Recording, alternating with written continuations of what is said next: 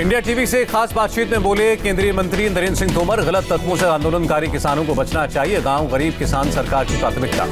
कृषि मंत्री ने कहा, किसान आंदोलन में गलत तरह के लोग शामिल हो रहे हैं। किसानों के कंधे पर बंदूक रखकर गोली चलाने की साजिश है। किसान नेताओं के गुट में वामपंथी दलों पर बोले तोमर, समाधान न निकल पाने की एक वजह वामपंथी सोच भी हो सकती है। कृषि मंत्री ने कहा, कानून वापसी की जिद पर अड़े लोगों के पास कोई तर्क नहीं है। हमने अच्छी नीयत से कृषि कानून बनाए हैं। कृषि मंत्री ने एमएसपी पर फिर जोर दिया। कहा, प्रधानमंत्री संसद में कह चुके हैं, इससे ज्यादा मजबूत रिकॉर्डेड दस्तावेज और क्या हो सकता है। राहुल गांधी पर नरेंद्र सिंह तोमर का वार। कहा, उनकी बातों पर कांग्रेस को भी भरोसा नहीं। राहुल गांधी झूठ बोल रहे हैं। राहुल गांधी ने बिहार के किसानों का अपमान किया। कहा, केंद्र सरकार सब किसानों की आय बिहार के किसान जितनी करना चाहती है। टॉप इंटेलिजेंस सूत्रों का दावा, किसान आंदोलन को लेफ्ट नेताओं और वामपंथी चरमपंथियों ने हाईजैक किया।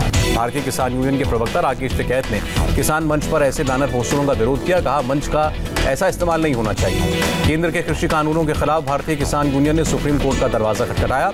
कृषि कानून पर बोले केंद्रीय मंत्री गजेंद्र सिंह शेखावत, संशोधन के लिए सरकार के दरवाजे खुले हैं। भारतीय किसान यूनियन ने 12 तारीख को दिल्ली जयपुर हाईवे ब्लॉक करने का अल्टीमेटम दिया।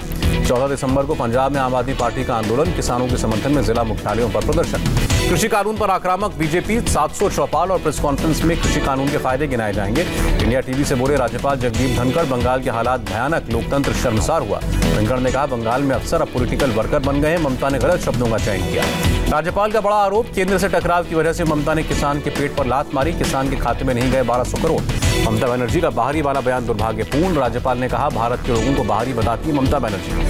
जगदीप धनखड़ ने लगाया आरोप, बंगाल के चुनाव में धांधली के लिए अफसरों की नियुक्ति, मानवाधिकारों का हनन हो रहा है। जगदीप धनखड़ ने प्रेस कॉन्फ्रेंस भी की। कहा, राज्य सरकार के सुरक्षा प्रोटोकॉल में चूक।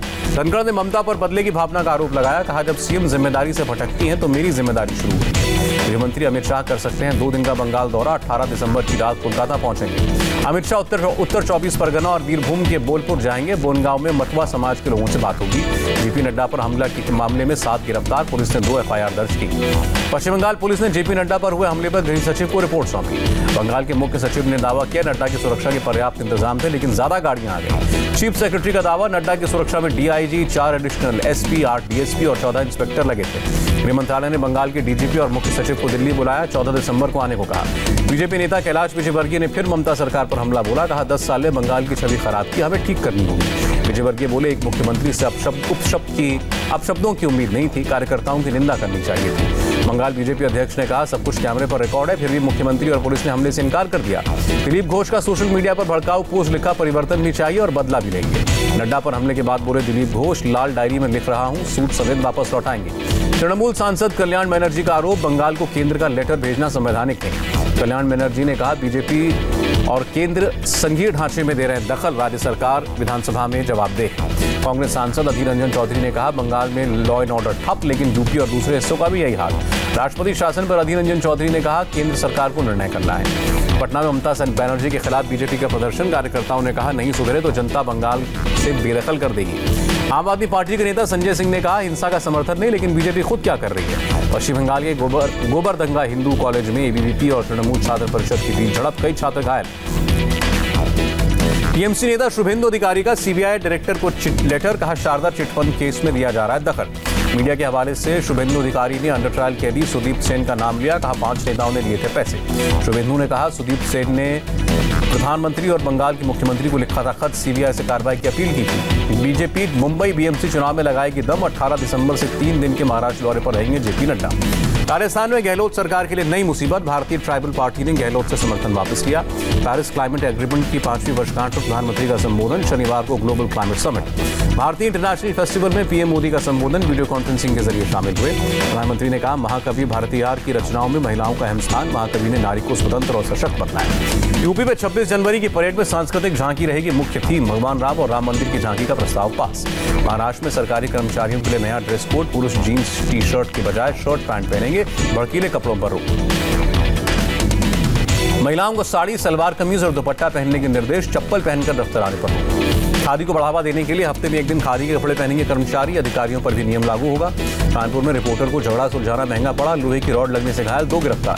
गाजियाबाद के इंदिरापुरम में रोड रेज की घटना, एक कार सवार पर एक बिल्डर ने लगाया गोलियां बरसाने का आरोप। बलरामपुर में पूर्व विधायक आरिफ अनवर हाशमी की 50 करोड़ की संपत्ति कुर्क, जेल में बंद है अनवर हाशमी। योगी के ऑपरेशन बुलडोजर से डरे माफिया और बाहुबली भदोही के विधायक विजय मिश्र ने खुद अपने कॉम्प्लेक्स की 2 मंजिल गिराई। इंदौर में 2 ड्रग पेडलर्स पर प्रशासन की कार्रवाई, अवैध निर्माण गिराया गया। कोटा में 9 नवजात बच्चों की मौत का मामला, राज्य में स्वास्थ्य मंत्रालय ने जांच के लिए समिति बनाई, 3 दिन में रिपोर्ट देने का आदेश। कोटा से सांसद और लोकसभा स्पीकर ओम बिरला ने नवजात बच्चों की मौत पर दुख जताया, कहा राज्य और केंद्र सरकार से बात करेंगे। मन्नार की खाड़ी में भारतीय कोस्ट गार्ड का ऑपरेशन, मछुआरों की नाव से 4.5 करोड़ का सोना पकड़ा। रांची में बैन चरमपंथी संगठन पीएलएफआई का जोनल कमांडर गिरफ्तार, हजारीबाग इलाके में था सक्रिय। शोपियां में सेना और पुलिस का ज्वाइंट ऑपरेशन, आतंकी ठिकाने का पर्दाफाश। देश में कोरोना की रफ्तार में कमी, एक दिन में सिर्फ 29,398 लोग पाए गए पॉजिटिव।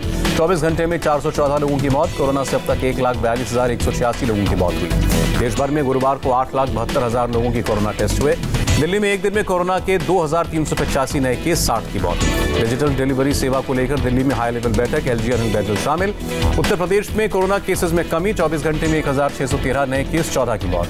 महाराष्ट्र में कोरोना के 4,268 नए मामले, 87 मरीजों की मौत। मुंबई के एक नाइट क्लब पर कार्रवाई, बिना मास्क के पार्टी में 1,000 लोग शामिल हुए, एफआईआर दर्ज। गुजरात में कोरोना के 1,223 नए केस, 13 की जान गई।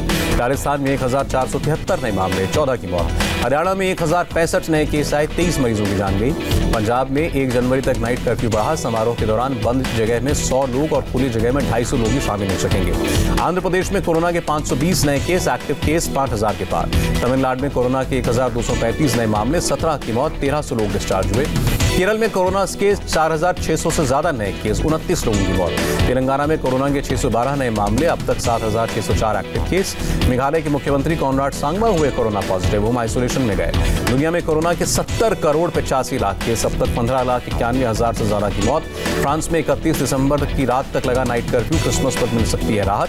जर्मनी पर स्ट्रिक्ट लॉकडाउन का खतरा बढ़ा, रोजाना करीब 600 मरीजों की मौत हो रही है। अमेरिका की मॉडर्ना कंपनी ने 12 से 17 साल के युवाओं पर कोरोना वैक्सीन की टेस्टिंग शुरू की। रूस से S-400 मिसाइल डिफेंस सिस्टम खरीदने के आरोप में तुर्की पर नए प्रतिबंध लगाएंगे डोनाल्ड ट्रंप। इस्लामाबाद हाईकोर्ट के आदेश के बाद मजबूर हुए इमरान खान, करीब 3 साल में चौथी बार कैबिनेट में फेरबदल। शेख रशीद अहमद बने पाकिस्तान के गृहमंत्री, 100 और 250 ग्राम तक के एटम बम बनाने वाले बयान दे चुके हैं। बेल्जियम के यूरोपीय यूनियन समिट खत्म, 2030 तक ग्रीन हाउस गैसों का उत्सर्जन 55% घटेगा। बेरूत धमाके में लेबनान की अदालत का फैसला, तत्कालीन पीएम हसन दियाब समेत 4 मंत्रियों पर लापरवाही का केस। अर्जेंटीना की संसद में अबॉर्शन को लीगल बनाने वाला बिल पास, हजारों लोगों ने विरोध में किया हिंसक प्रदर्शन। कैरिबियाई देश हैती में सड़क पर संग्राम, सरकार के खिलाफ हिंसक प्रदर्शन। हैती सरकार से लोगों ने सुरक्षा और हिंसक घटनाएं रोकने की मांग की, कई जगहों पर पुलिस के साथ लोगों की हिंसक झड़प। अमेरिका ने लॉन्च किया delta 4 rocket, intelligence satellite enrol 44 के साथ उड़ा रॉकेट। इसरो लगाने जा रहा है एक और छलांग, 17 दिसंबर को PSLV C-50 से लॉन्च होगी कम्युनिकेशन सैटेलाइट CMS-01। दुनिया की नंबर 1 स्पोर्ट्स कार बनाने वाली कंपनी फरारी के CEO का इस्तीफा, कंपनी में लीडरशिप संकट गहराया। गूगल और अमेजॉन पर डेटा प्राइवेसी के नियमों के उल्लंघन का आरोप, फ्रांस में $16.3 करोड़ का जुर्माना लगा। अमेरिका में फेसबुक के खिलाफ अब तक का सबसे बड़ा केस दर्ज, कंपनी हारी तो इंस्टाग्राम और व्हाट्सएप तक बेचना पड़ सकता है। अक्टूबर में देश में औद्योगिक उत्पादन में 3.6% की बढ़ोतरी दर्ज हुई। रुपए में 2 पैसे की तेजी, $1 की कीमत $73.64। 139 अंकों की बढ़त के साथ सेंसेक्स 46,099 पर बंद, निफ्टी में 35 पॉइंट से ज्यादा का उछाल।